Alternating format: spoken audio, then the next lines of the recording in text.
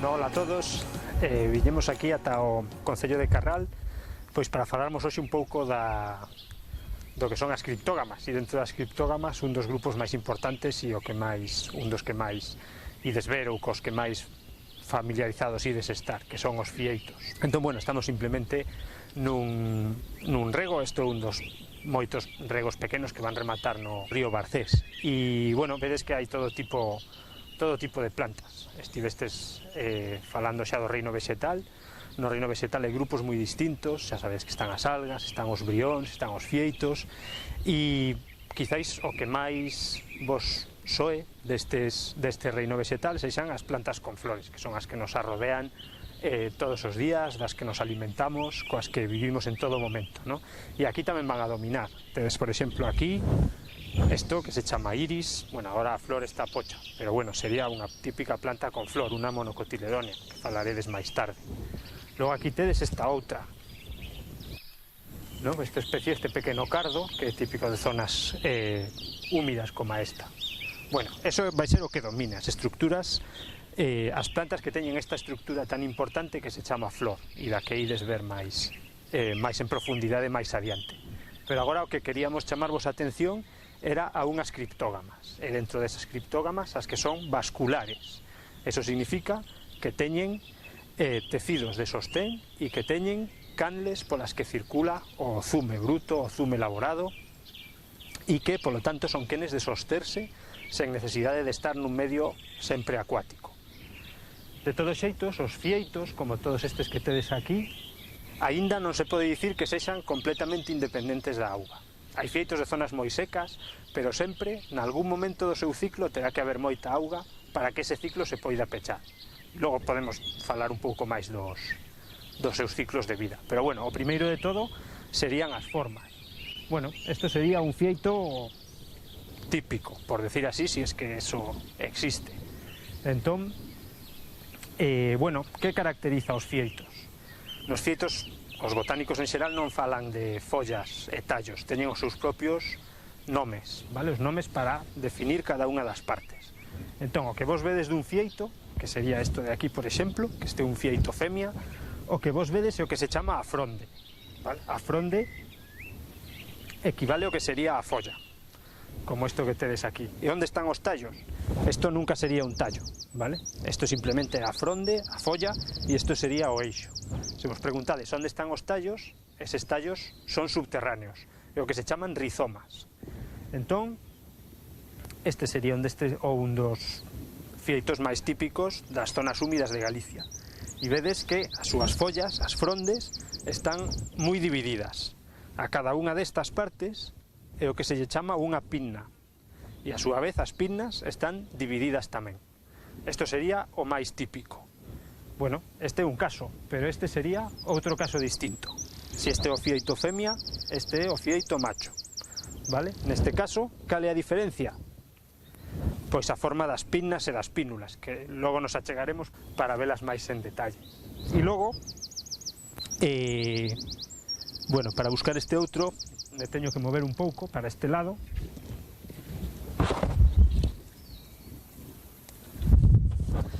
Veredes outros con frondes deste tipo, como esta. Esta tamén é un fieito moi típico, é a lingua de cervo. En este caso, a súa fronde é unha fronde enteira, non está dividida en pinnas nin en pínnulas, que sería como os botánicos lles chaman as partes máis pequenas. E que máis? Bueno, pois con respecto aos fieitos tamén hai que comentar que nunca veredes estructuras como esta, vale? Eso é do máis importante. Os fieitos teñen un ciclo de vida moi distinto ao das plantas. Bueno, os fieitos hai grupos moi diferentes. Ás veces as diferencias son moi claras, como un equiseto, unha cola de cabalo que veredes máis adiante. Ás veces as diferencias poden ser moito máis sutiles, pero bueno, hai unha serie de cuestións, de aspectos que todos os fieitos teñen en común. Os máis comuns, os que máis ides ver. E unha delas é o que, pois, os científicos chamarían prefoliación circinada, que é un nome difícil para indicar isto que tedes aquí diante, como é o crecemento das frondes cando son xóvenes. Entón, se vedes aquí, Vedes que as frondes, cando son xóvenes, teñen esta forma pois de bastón, como esta que tedes aquí. E isto se debe a que o crecemento do haz e do envés da fronde non é igual, sino que unha delas, o haz, medra máis rapidamente. Entón, sempre adquire esta forma.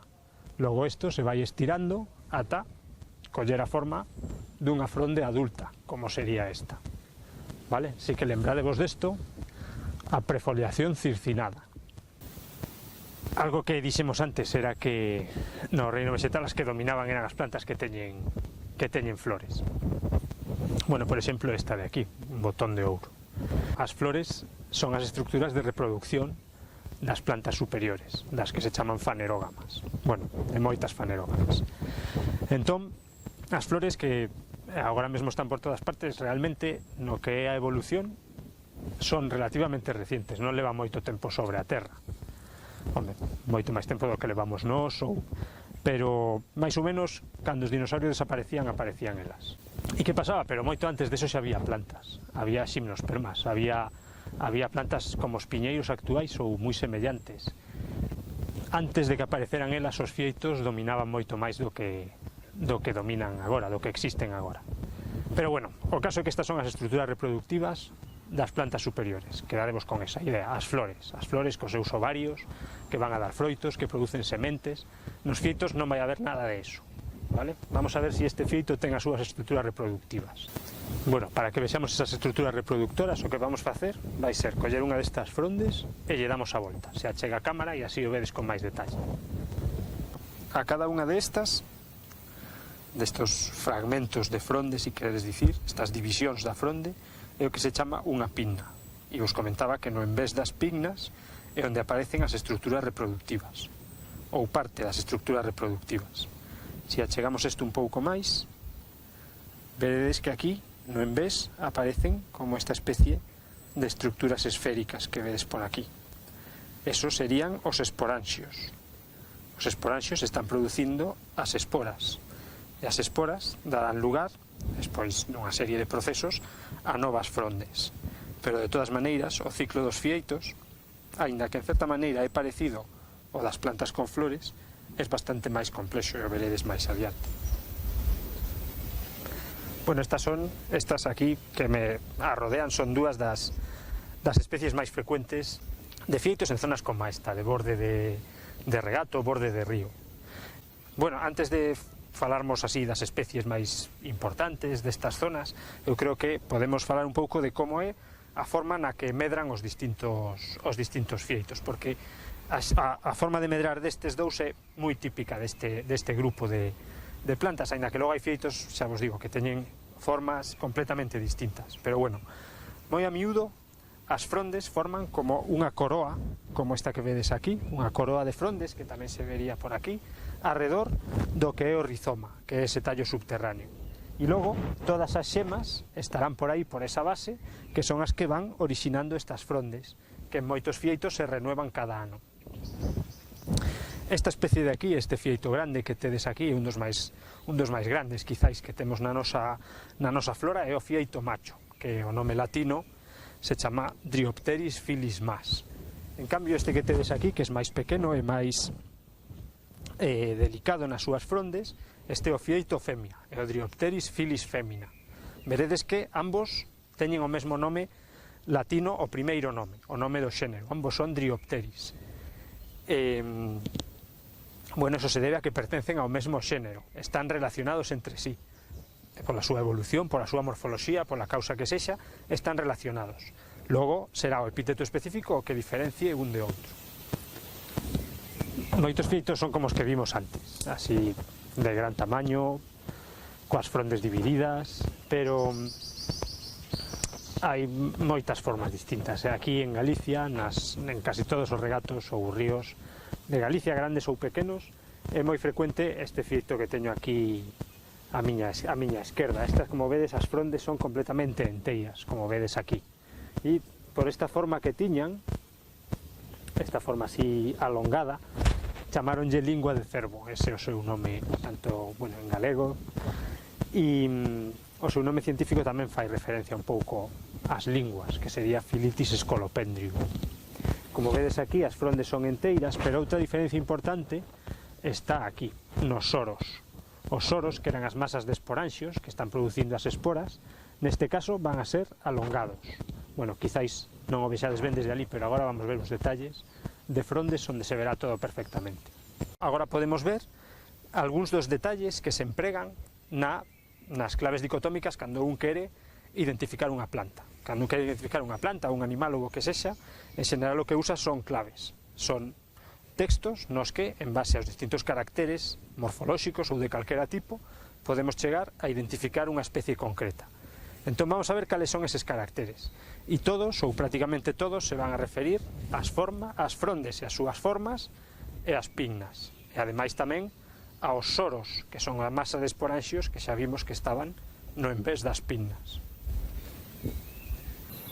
Unha das cousas que vimos, bueno, pois é que os feitos son moi diferentes uns de outros. Hai moitas clases distintas, e mesmo nunha área tan pequena como na que estivemos antes xa vimos que hai pois bastante variación, non só de especies, tamén de formas, de modos de vida, de hábitats. Hai un montón de variabilidade no mundo dos fieitos e no mundo das plantas en xeneral. Pero bueno, ás veces é un pouco complicado, mesmo se sabemos que hai unha gran variabilidade, fixarnos en cales son os caracteres máis importantes que nos van a axudar a diferenciar uns fentos de outros. Entón, para repasar un pouco algúns conceptos que vimos antes, bueno, isto é un polipodium, é un dos fieitos máis comuns que veredes en todo tipo de muros, en casas bellas, medran realmente en case todas partes. Bueno, que é o que teñen de bo? Que nos permiten ver moi doadamente as distintas partes. Aquí, por exemplo, se observades isto sería o rizoma, vale? Ese tallo subterráneo do que estivemos a falar antes, que antes non podíamos ver, pero aquí vese moi ben. Vedes que o tallo subterráneo está completamente cuberto dunhas escamas marróns, peludas case, vale? Isto sería o rizoma. E do rizoma o que saen son as frondes. As frondes pois están un pouco xa secas, pero bueno, vedes aquí esta fronde que ademais no envés das pinnas tedes os soros. Os soros, cada unha destas esferas de aquí será unha masa de esporanxios. Bueno, se tomamos isto como fieito ideal, esas serían as distintas partes. E os caracteres nos que compre fixarnos para diferenciar uns fieitos de outros van referirse especialmente ao que é a fronde. Agora vamos a ver uns exemplos. Este sería un dos casos. Por suposto, sempre podemos fixarnos no tamaño, pero o tamaño non adoita ser un bo carácter para diferenciar unhas plantas de outras, porque varía moito coas condicións ambientais, con todo tipo de cousas. Entón, vamos a ver outro tipo de caracteres. Un exemplo sería a forma das frondes. Por exemplo, vedes que esta fronde aquí é estreita por abaixo, logo a parte máis ancha, estreita por aquí, a parte máis ancha sería central, e logo se estreita outra vez. Eso é o que os botánicos chamarían unha forma lanceolada. Pero bueno, hai outro tipo de formas. Se vedes este de aquí, este é un fieito águia, un fento dos que medran en todo tipo, baixo piñeirais, en todas partes. Isto vedes que é moi diferente. Neste caso, a parte máis ancha é a parte basal, isto que tedes aquí.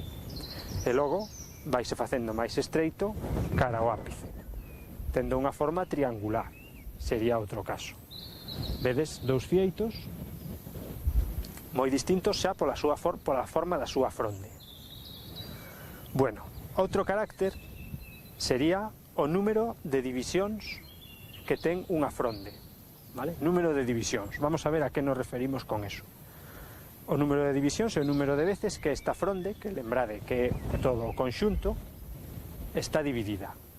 No caso deste fento macho, temos unhas divisións de primeiro nivel, que serían estas de aquí. Cada unha delas recibiría o nome de unha pinna, vale? Vamos a ver agora que pasa en cada unha das pinnas. Vou arrincar unha para que a vexamos mellor. Vedes que esta pinna a súa vez, tamén está dividida. O tedes aquí. Vale? Por lo tanto, isto sería unha e dúas veces dividida, esta fronde. Dúas veces dividida. O fieito macho. Vamos a ver outro caso. Bueno, pois o caso que estábamos a ver antes. Neste caso, bueno, pois esta sería o conxunto da fronde. Isto sería unha primeira división, estas serían as pinnas. Vou arrincar unha outra vez. Vedes que hai unha segunda división, serían estas. E se arrincamos isto, vedes que hai unha terceira división. Por lo tanto, estas frondes serían 3 veces divididas. Vedes a diferencia que hai entre unha e a outra, vale? O fento macho e o fieito águia, ou o fento vulgar. Bueno, logo temos frondes como esta de aquí.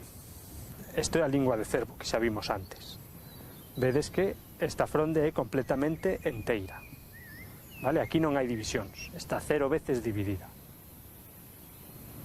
Por certo, aquí podedes ver como a prefoliación circinada tamén existe neste fieito, en case todos os máis comuns. Vale? Vedes aquí como está enrollada a fronde. Esta aínda non acabou de abrirse.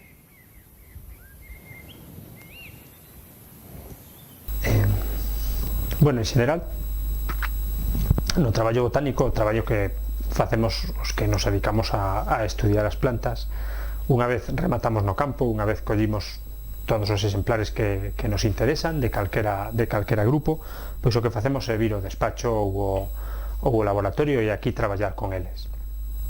Bueno, e aquí teño pois basicamente as ferramentas que máis empregamos a hora de traballar. Bueno, en primeiro lugar temos o microscopio aquí atrás, pero o que máis me interesa é o que está aquí enriba desta mesa. Aquí diante o que tedes son pliegos de herbario. Cando nós traemos unha planta, o que precisamos é conservala para que dure moitos anos e para que botánicos que veñan despois tamén poidan investigar estas mesmas plantas e saber a que nos referíamos cando nos estábamos traballando. E para facer eso, o que se adoita facer é prensar as plantas con gran presión e a alta temperatura.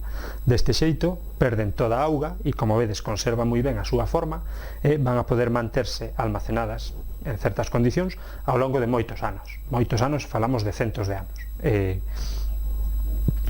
en segundo lugar, co que máis traballamos é coa bibliografía. Imos empregar bibliografía de distintos libros que son de distintos tipos. Por unha banda temos o que son as guías e pola outra o que son as floras, e hai que intentar non confundir unhas cousas coas outras. Unha guía é un libro que está especialmente deseñado para levar ao campo. Por lo tanto, o que adoita ver pois son moitas fotos, debuxos, breves descripcións, e son libros, preparados para traballar con eles no campo, nas condicións que temos no exterior, con choiva ou con frío, sin que se estropeen. E por outra banda temos as floras. As floras son obras moito máis completas. Este é un exemplo. Isto será a flora ibérica. A flora ibérica é un gran proxecto que está agora en marcha e que pretende estudiar todas as plantas que medran na Península Ibérica. Nunha flora, que xa vos decía, é unha obra moito máis complexa, o que hai son claves dicotómicas, descripcións xa moito máis detalladas e debuxos onde se indican exactamente os caracteres de interese das distintas especies. Pero bueno, agora un pouco nos o que imos traballar é con estas plantas de aquí, vale? E estas plantas, estos pliegos de herbario, ímolos empregar para comprobar si as distintas cosas das que falamos antes no campo quedaron máis ou menos claras. Entón, aquí tedes tres que, como vedes, son claramente distintas. E pois eu vos vou facer unha serie de preguntas e espero que as poidades responder máis ou menos doadamente. Entón, a primeira das preguntas se refire á morfoloxía dos fieitos e concretamente á morfoloxía das frondes, se as frondes eran enteiras ou divididas. Nestos fieitos que teño aquí, poderíades sinalarme cal é o fieito que ten as frondes enteiras?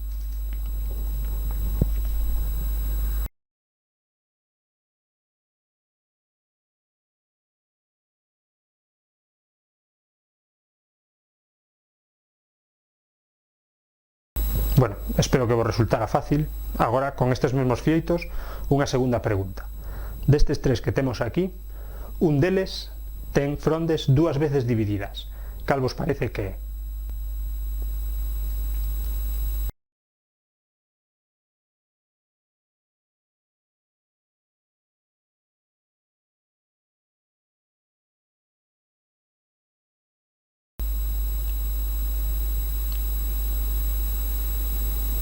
Moi ben, espero que esa tamén fose fácil. E agora unha terceira pregunta, tamén sobre a morfoloxía dos fieitos, pero imos centrarnos exclusivamente neste de aquí.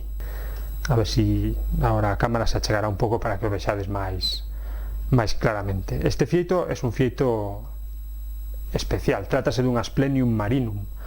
É un dos poucos fieitos que queren de medrar en ambientes de acantilado, onde hai unha salinidade moi alta e onde os impactos do vento e ás veces das ondas poden ser moi fortes. Pero bueno, o que interesa aquí unha vez máis é a morfoloxía do fieito.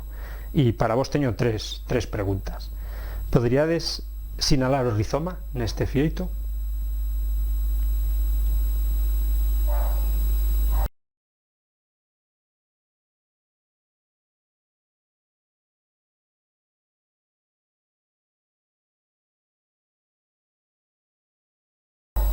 Bueno, espero que o rizoma todo o mundo saiba onde estaba. E agora me gustaría que sinalarades unha das pinnas.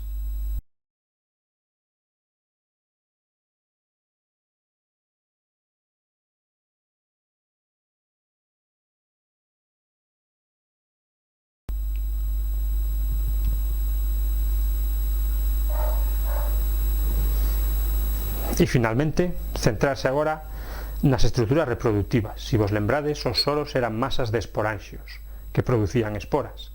Saberíades sinalar aquí algún soro?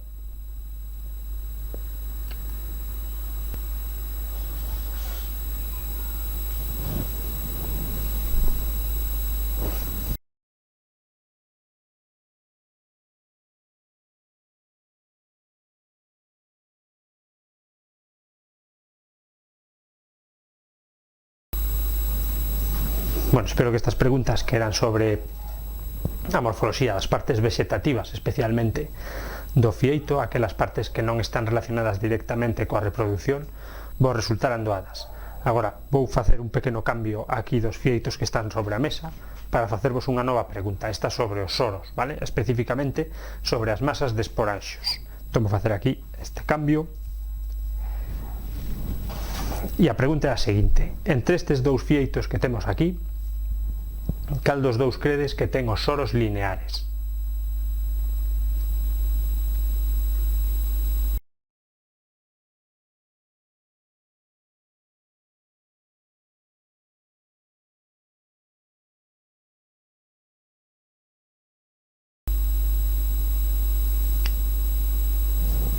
Moi ben.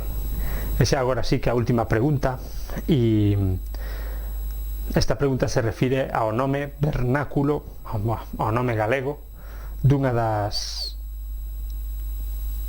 especies que temos aquí. Destas tres, as tres teñen nomes galegos, vale? Pero hai un que vimos varias veces ao longo do vídeo que saiu moi a miúdo e do que seguramente vos lembraredes. Concretamente este. Vos lembrades do nome galego deste fieito?